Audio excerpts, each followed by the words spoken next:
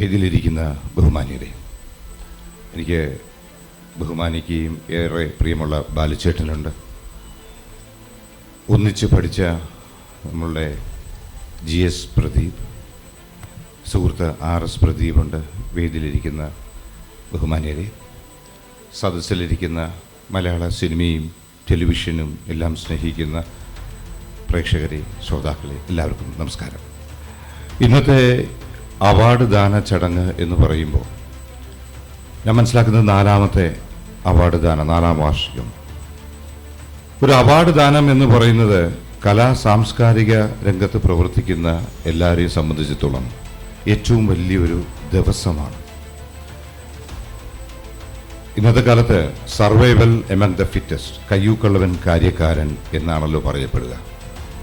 എന്നെ സംബന്ധിച്ചോളം വളരെ കൊച്ചിലെ മുതൽ കലാരംഗവുമായി ബന്ധപ്പെട്ട് പ്രവർത്തിക്കുകയും അത് കഴിഞ്ഞ് കലാലയ ജീവിതം ആരംഭിക്കുമ്പോൾ വളരെ അസൂയ ആയിട്ട് പലവരെയും വേദിയിലും പ്രസംഗിക്കുന്നതും അഭിനയിക്കുന്നതുമെല്ലാം കണ്ട് മത്സരിച്ച് പോരാടി അതിൻ്റെ ഇടയിലൊക്കെ ഒന്ന് വേണം എന്തെങ്കിലുമൊക്കെ നേടാൻ എന്ന് മനസ്സിലാക്കിയ ഒരു കാലഘട്ടം.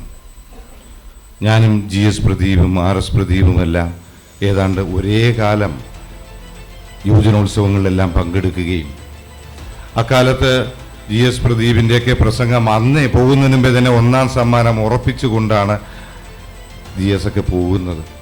അതെല്ലാം നമുക്ക് തരുന്നൊരു ആവേശം. ഞാനൊക്കെ മറ്റൊരു മേഖലയിൽ, അഭിനയ മേഖലയിലും, നീന പ്രസാദ് നൃത്ത മേഖലയിലും, ജോബി മോണോ ആക്ട് മിമിക്രി മറ്റൊരു മേഖലയിലും ഇങ്ങനെയൊക്കെ പ്രവർത്തിച്ച ഒരു കാലഘട്ടം.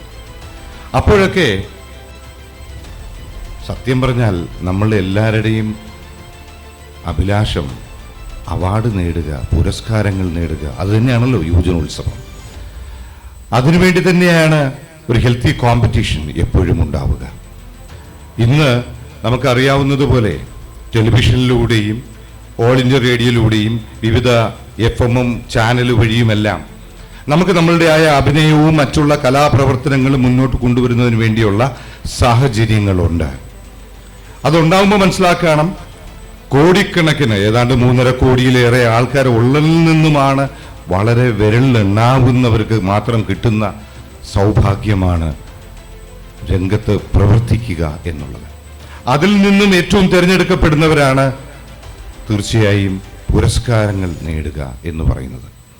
കലാ സാംസ്കാരിക രംഗത്ത് പുരസ്കാരങ്ങൾ നേടുമ്പോൾ തീർച്ചയായും നമ്മൾ കുറച്ചുകൂടി സമൂഹവുമായി ബന്ധപ്പെട്ട് പ്രവർത്തിക്കേണ്ടി വരും എന്നതൊരു യാഥാർത്ഥ്യമാണ്. ഒരു പുരസ്കാരം ലഭിക്കുമ്പോൾ ഉത്തരവാദിത്വങ്ങൾ നമുക്ക് കൂടുന്നു എന്നതുള്ളതാണ്.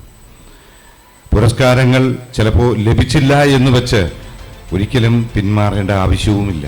നമ്മളെ സംബന്ധിച്ചോളം അടുത്ത വർഷം ഇനി മുന്നോട്ടുള്ള യാത്രയാണ് നമുക്ക് ഏറ്റവും വലുത്.